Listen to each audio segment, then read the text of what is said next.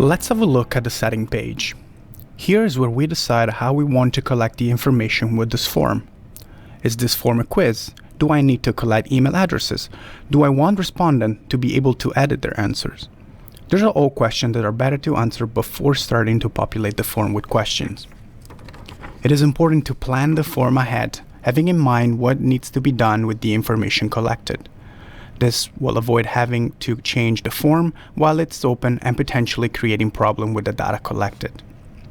By making our form a quiz, we enable the option of assigning points, set correct answer, and provide feedback for each individual question. We can decide if we want to release the marks immediately, after each submission, or later on after a manual review.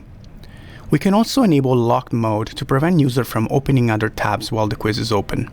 We can decide if we want respondent to see which question were answered incorrectly, which ones were correct, and the total points for each question.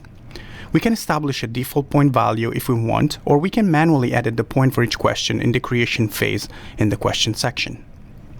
If we scroll down, we have the response section, and here we can manage how responses are collected and protected.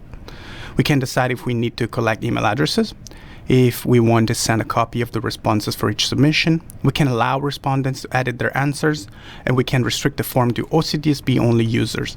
And this is important to turn off if we're sending the form to families or other people outside our OCDSB domain. And last, we can limit to one response if we don't want the same respondent to submit the form multiple times. The final section in the setting is the presentation, and here we can manage how the form and the responses are presented. We can decide if we want to have a progress bar at the bottom of the screen. If we want questions to be shuffled, this can be useful in a test, for example. We can edit the confirmation message that every responder will receive upon submission of the form. We can decide if we want to share a summary with the respondent, and we can disable the new autosave function if we want. At the bottom of the setting page, we can set some default that will help us speed up our form creation. In this case, I often create forms that require collecting emails and having required questions to fill. So I'm going to have these two options always on for me, but I can decide to change that at any point in the future.